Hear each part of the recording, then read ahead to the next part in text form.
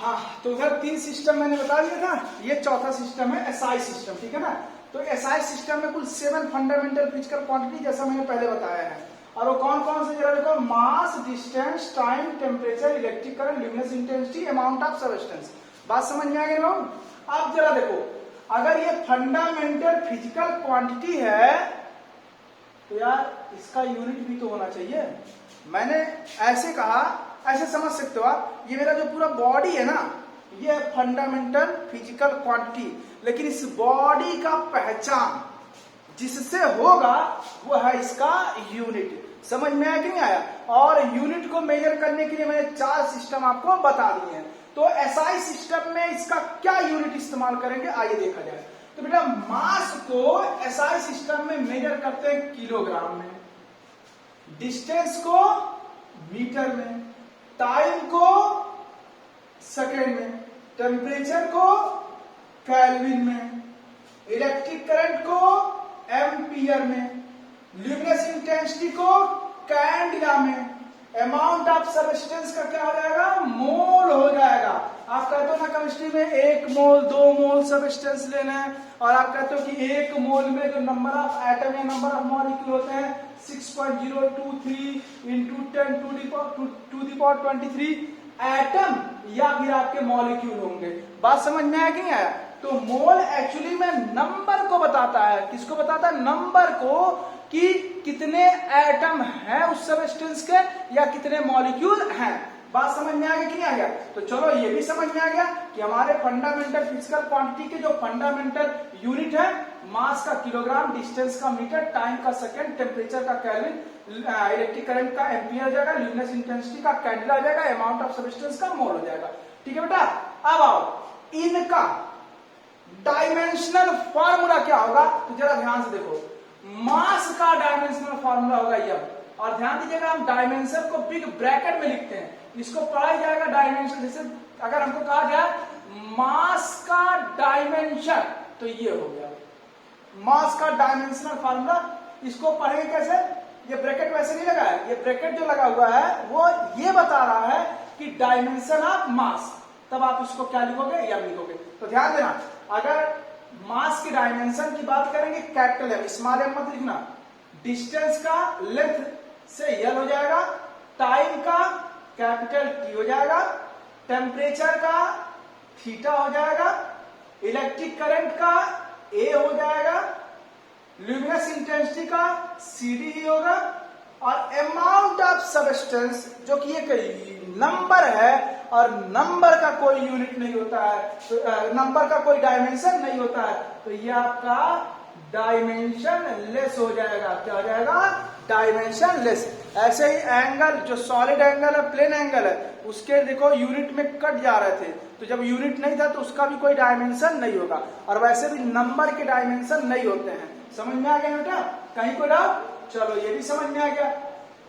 आप चलो, अगर ये आप समझ गए तो डायमेंशनल फार्मूला किसी भी फिजिकल क्वांटिटी का कैसे निकालना है अब हम लोग सीख सकते हैं।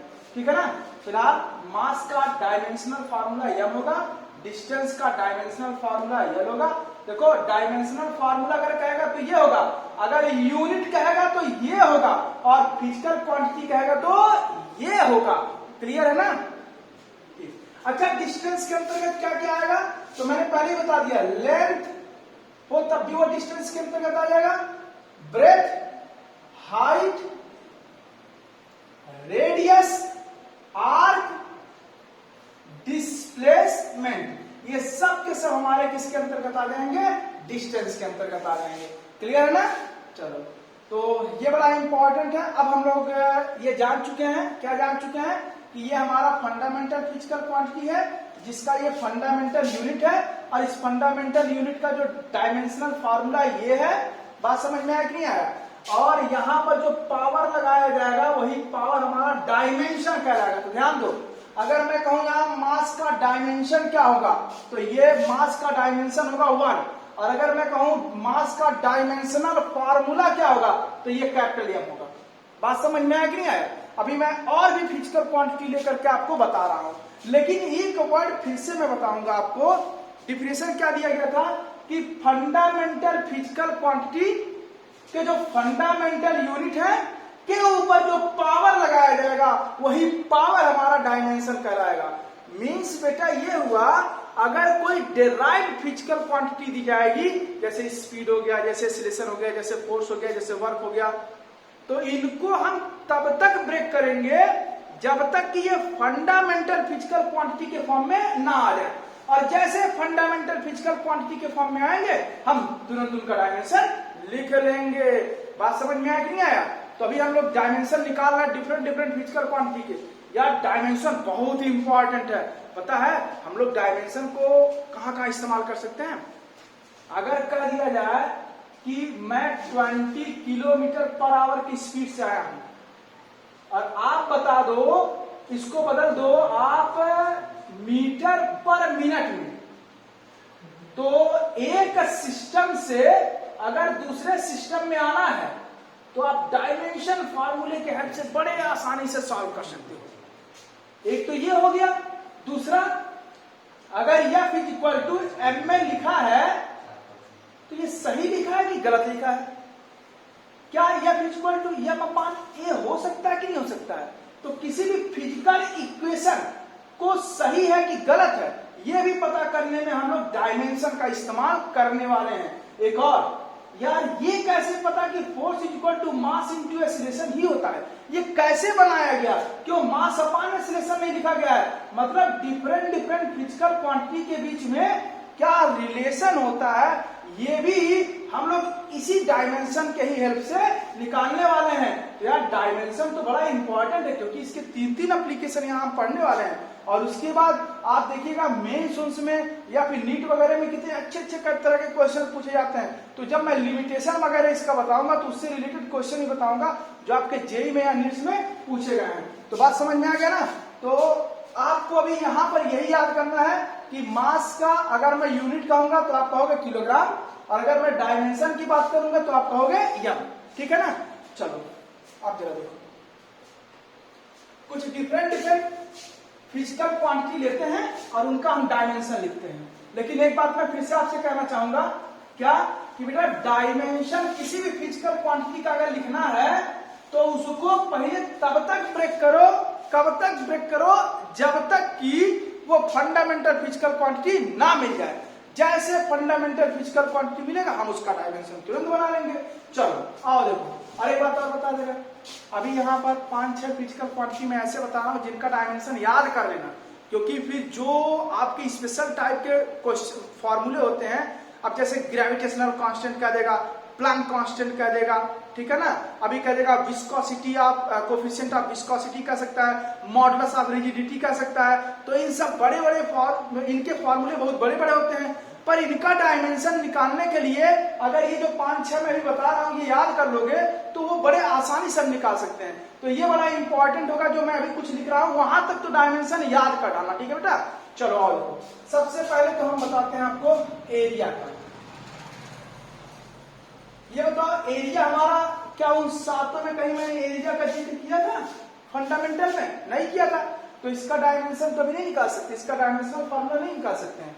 तो हम एक काम करते हैं, एरिया का फार्मूला ढूंढते हैं। हाँ, यहाँ एक क्वेश्चन आप मुझसे कर सकते हो, क्या कर सकते हो? अरे सर जी हमको तो फार्मूला में नहीं पता, तो हम कैसे डायमेंशन निकालें? तो हम कहाँ कह रहे हैं फार्मूला याद करो यार। अभी केवल आप तरीका सीखो कि कैसे हमको निकालना है, क्योंकि आपको जितने भी फॉर्मूले आप यहाँ मैं बताऊंगा वो आप जब अलग अलग चैप्टर पढ़ोगे तो वहां पर उसको इतना बार पढ़ा दिया जाएगा कि वो सारी चीजें आपको याद हो जाएंगी। ठीक है ना? अभी केवल और केवल आप क्या करोगे, तरीका सीखोगे कि हम कैसे डायमेंशन निकालते हैं किसी भी फिजिकल क्वांटिटी का। ठीक है ना? आप चाहो तो आपके पास बुक होगा, बुक से उस फिजिकल क्वांटिटी का फॉर्मूला देख लो और डायमेंशन निकालो, बस आपका काम इतना है। अभी आप बिल्कुल भी ये चिंता नहीं करोगे कि हमको फॉर्मूला कैसे पता चलेगा। ठीक है ना?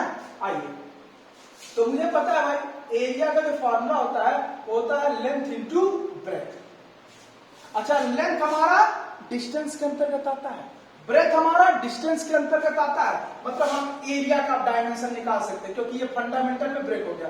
तो एरिया का डायमेंशन क्या हो जाएगा? देखो, लेंथ का यल हो जाएगा और ब्रेथ का भी क्या हो जाएगा? यल हो जाएगा। तो बेस सेम होने पर पावर को ऐड कर लेते हैं, तो यहाँ 1 है यहाँ 1 है, तो 1 1 मिलकर क्या हो जाएगा? 2 हो जाएगा। ठीक है ना? बात समझ में आया कि नहीं आया? अच्छा थोड़ा सिस्टमेटिक लिखना है। पहले मैंने कहा था मुझे खाना खाना है, फिर मुझे टहलने जाना है और टाइम का विशेष ध्यान देना है। यम तो यहाँ है नहीं तो जीरो लगा देते हैं, यल है और टीवी नहीं है तो जीरो लगा देते हैं। MLT के लिए फॉर्म में लिखा जाता है हमेशा पहले यम फिर यल फिर टी। यम मतलब मास का, यल मतलब डिस्टेंस का, टी मतलब टाइम का, उसके बाद जो क्वांटिटी होगा उसको हम लिखेंगे, ठीक है ना। दूसरा तो ये हो गया। अब चलो यहाँ थोड़ा सा एक बात और समझो। अगर मैं पूछूं एरिया का डायमेंशनल फॉर्मूला क्या है तो आप कहोगे यल स्क्वायर है। लेकिन मैं पूछूं एरिया का डायमेंशन क्या है तो आप कहोगे यम पर 0 है, यल पर 2 है और टी पर 0 है। तो ये जो पावर है ये डायमेंशन है किसका? एरिया का। और ये पूरा का पूरा डायमेंशनल फॉर्मूला है। तो इस बात का विशेष ध्यान देना बेटा कि आपसे डायमेंशन पूछा जा रहा है कि डायमेंशनल फॉर्मूला पूछा जा रहा है, ठीक है। अब आप वॉल्यूम, अच्छा हम जिस कमरे में है वो कमरे का वॉल्यूम ही निकालो। वॉल्यूम मतलब स्पेस होता है। जैसे देखो इस कमरे का वॉल्यूम कैसे निकालेंगे? ये मेरा कमरा है तो ये मुझे लग रहा है कि क्यूब के शेप का। तो ध्यान दो, अगर अभी बेस पे मैं देख रहा हूं, अगर लेंथ में ब्रेथ से मल्टीप्लाई कर दें तो ये नीचे का एरिया आ जाएगा, और अगर इसमें हाइट से मल्टीप्लाई कर दें तो पूरा का पूरा स्पेस आ गया कि नहीं आ गया? देखो ये लेंथ था, ये ब्रेथ था, तो जब लेंथ इंटू ब्रेथ करेंगे तो ये एरिया आएगा कि नहीं आएगा? और जब इस एरिया में हाइट से मल्टीप्लाई करेंगे तो पूरा स्पेस ही आ जाएगा। बात समझ में आया? और स्पेस ही हमारा वॉल्यूम है। तो वॉल्यूम इक्वल टू क्या आ जाएगा? Length into breadth into height. Length हमारा फंडामेंटल डिस्टेंस के अंतर्गत आएगा, ब्रेथ भी हमारा डिस्टेंस के अंतर्गत आएगा, हाइट भी हमारा डिस्टेंस के अंतर्गत आएगा। मतलब अब हम इसका बड़े आराम से डायमेंशनल फॉर्मूला निकाल सकते हैं। तो इसका हो जाएगा यल, इसका हो जाएगा यल, इसका हो जाएगा यल। तो यल यल यल कितने टाइम? 3 टाइम। तो यल क्यूब हो जाएगा। थोड़ा सिस्टमैटिक लिखना है, पहले खाना खाना है, फिर दौड़ना है, फिर समय का ध्यान रखना है, ठीक है ना। चलो वॉल्यूम का भी आ गया। अब अगर आपसे पूछा जाए वॉल्यूम का डायमेंशनल फार्मूला क्या होगा तो यहां तक लिखोगे। अगर पूछा जाएगा वॉल्यूम का डायमेंशन क्या होगा तो आप कह देंगे वॉल्यूम का जो डायमेंशन है वो यल पर 3 है। बात समझ में आया कि नहीं आया? चलो ये भी समझ में आ गया। अब आइए स्पीड। अच्छा स्पीड या फिर वेलोसिटी दोनों का सेम ही होता है डायमेंशनल फार्मूला। जरा देखो कैसे। अच्छा स्पीड कब आएगा? अभी देखो क्या मेरे अंदर कोई स्पीड है? आप कहोगे तो सर आप रेस्ट में हो, लेकिन अब हाँ मेरे अंदर स्पीड आ गया। क्यों आ गया? क्योंकि मैंने डिस्टेंस कवर किया है किसके रिस्पेक्ट में? टाइम के रिस्पेक्ट में। तो हम कह सकते हैं speed is equal to distance जो मैंने कवर किया किसके साथ? टाइम के रिस्पेक्ट में। बात समझ में आया? अगर वेलोसिटी की बात करें तो क्या हो जाएगा? डिस्प्लेसमेंट अपान में टाइम हो जाएगा। क्लियर है ना? देखो डिस्टेंस हाँ वो तो फंडामेंटल फिजिकल क्वांटिटी है, टाइम ये भी है। इसका मतलब हम स्पीड का डायमेंशन आप निकाल सकते हैं। क्योंकि मैंने कहा तब तक तोड़ो, तब तक तोड़ो, कब तक तोड़ो, जब तक कि फंडामेंटल में ना आ जाए। जैसे फंडामेंटल में आएगा हम उसका डायमेंशन बड़े आराम से निकालेंगे। डिस्टेंस का हो जाएगा यल और टाइम का क्या हो जाएगा बेटा? टी हो जाएगा, ठीक है ना। अच्छा इसके पावर 1 होगा ना, अगर ये ऊपर जाएगा तो क्या हो जाएगा? -1 हो जाएगा। तो यल टी पर -1 हो जाएगा। क्लियर है ना? अगर सिस्टमैटिक लिखना है तो क्या लिखेंगे? m पर 0 यल टी पर -1। क्लियर है? अच्छा अगर हम वेलोसिटी की बात करें तो क्या हो जाएगा? जरा देखो तो डिस्प्लेसमेंट का यल हो जाएगा, टाइम का क्या हो जाएगा? टी हो जाएगा। पावर 1 है ऊपर जाएगा तो क्या हो जाएगा? -1 हो जाएगा। तो यल टी पर -1 हो जाएगा। यह आ गया वेलोसिटी का डायमेंशन। अच्छा स्पीड और वेलोसिटी दोनों के डायमेंशनल फार्मूला देखो सेम है, यल टी पर -1 यल टी पर -1, ठीक है बेटा। और वैसे भी डिस्टेंस अपॉन टाइम, डिस्टेंस का यल टाइम का टी, ऊपर जाएगा तो -1 हो जाएगा। चलो ये भी हो गया।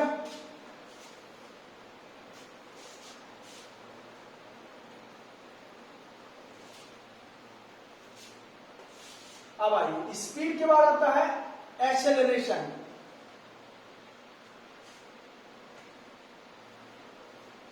तो एक्सेलरेशन तो उन सातों में था नहीं, तो मतलब इसको हमें ब्रेक करना होगा। तो मैंने कहा था एक्सेलरेशन से बना, एक्सेलरेशन कैसे बना है? एक्सीलेटर। एक्सेलरेशन से बना एक्सीलेटर। और जब हम एक्सीलेटर लेते हैं तो क्या होता है? जब हम एक्सीलेटर लेते हैं तो वेलोसिटी हमारा चेंज करने लगता है किसके साथ? टाइम के साथ। देखो वेलोसिटी चेंज करे टाइम के साथ तो वो एक्सीलरेशन होगा। ठीक है। तो एक्सीलरेशन इक्वल टू क्या आ गया बेटा, अब ये देखो वेलोसिटी का आप चूंकि निकाल ही चुके हो, क्या निकाल चुके हो, यल टी पर -1, और टाइम का क्या, अच्छा देखो डेल्टा टी मतलब चेंज इन टाइम, तो चेंज इन टाइम का भी डायमेंशन टाइम ही होगा। कैसे देखो, चेंज इन टाइम का मतलब t2 में से t1 को माइनस कर दो, जैसे यहां पर जब था तो टाइम t1 था, यहां से यहां पहुंचा तो टाइम t2 हुआ, ठीक है। तो डेल्टा टी मतलब t2 में से t1 को घटा दो। अच्छा एक बात बताओ, मैंने 5 किलो आलू लिया और मैंने 7 किलो आलू लिया, लेके आ रहा था, ये समझो, मैंने 5 किलो आलू लिया, अब मैं लेके आ रहा था, रास्ते में पन्नी फट गई, गिर गया, कितना, 2 किलो।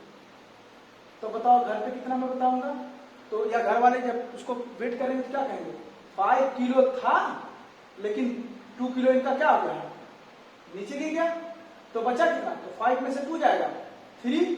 अब देखो इसको तो मैंने न्यूमेरिकल वैल्यू को घटा दिया, 5 में से 2 को 3 आ गया, अब क्या किलो में से किलो को घटाएंगे तो 0 हो जाएगा।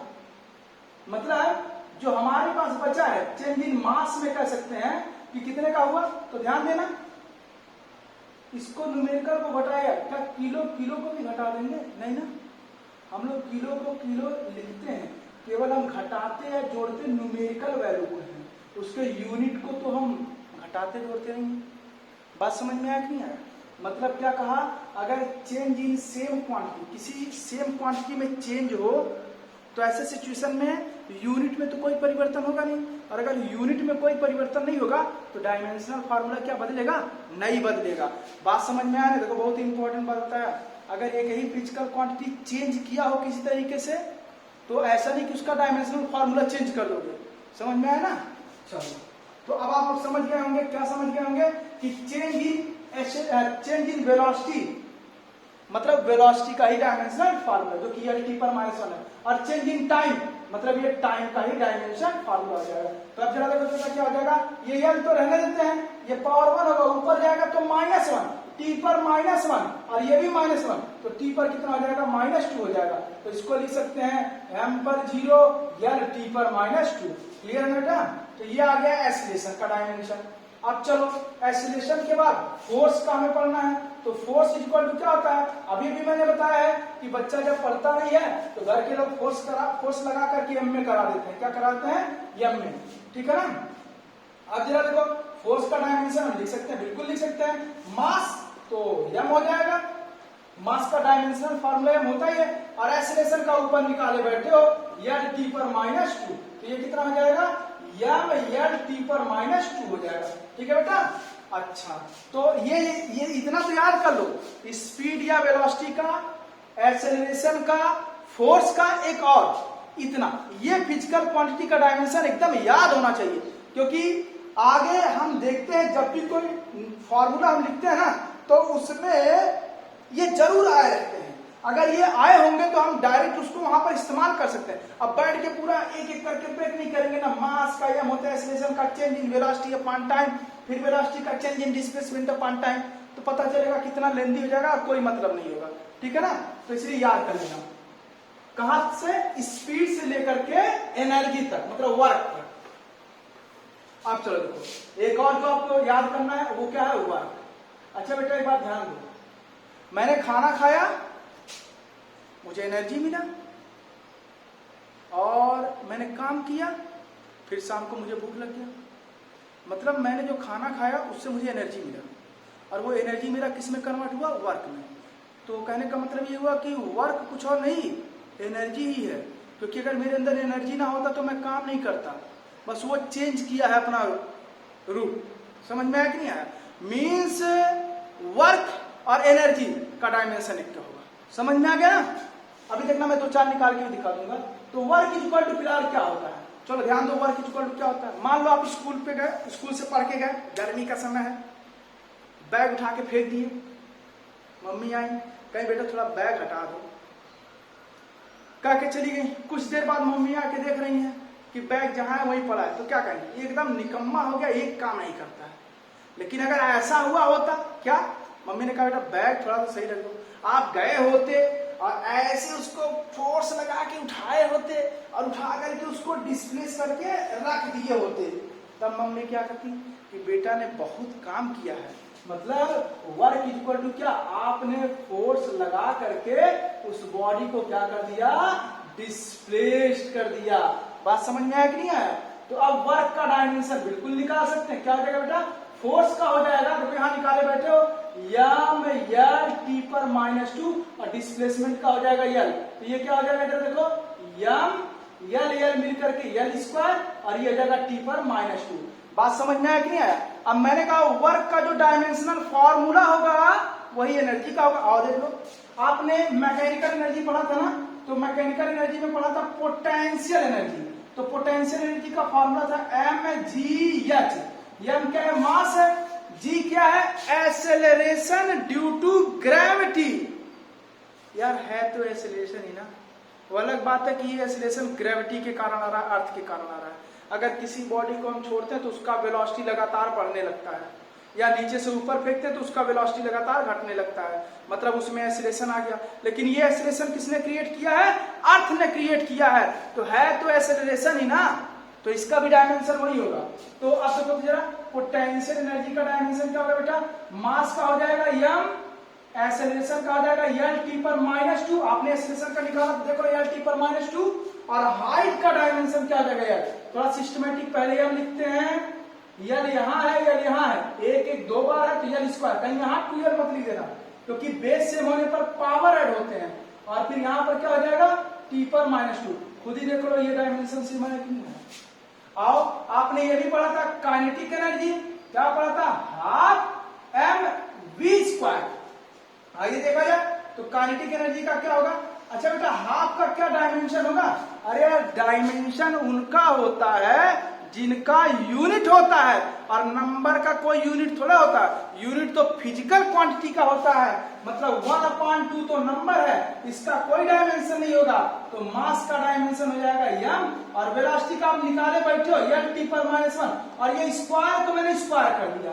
अब जरा देखो, मास का हो गया यम, ये देखो यहाँ पावर 1 है ना, तो 1 का अगर 2 से मल्टीप्लाई करेंगे तो 2 हो जाएगा, -1 का 2 से मल्टीप्लाई करेंगे -2 हो जाएगा। अब क्या हो जाएगा बेटा, यम यल पर 2 टी पर -2। अब खुद ही देख लो यार, वर्क का जो डायमेंशनल फॉर्मूला है वही पोटेंशियल एनर्जी का है, वही काइनेटिक एनर्जी का है, और ये भी देख लो क्या, टॉर्क। टॉर्क भी बहुत इंपॉर्टेंट फैक्टर है, ध्यान देना। अगर ये कोई बॉडी है बेटा, मैंने इस पर फोर्स लगाया, और फोर्स लगाने पर ये डिस्प्लेस होकर के यहां पर चला गया, कितना है, तो हम कहेंगे मैंने वर्क किया है, कितना, फोर्स इंटू डिस्प्लेसमेंट। लेकिन बेटा ध्यान देना, मतलब यहां ट्रांसलेटरी मोशन हो गया।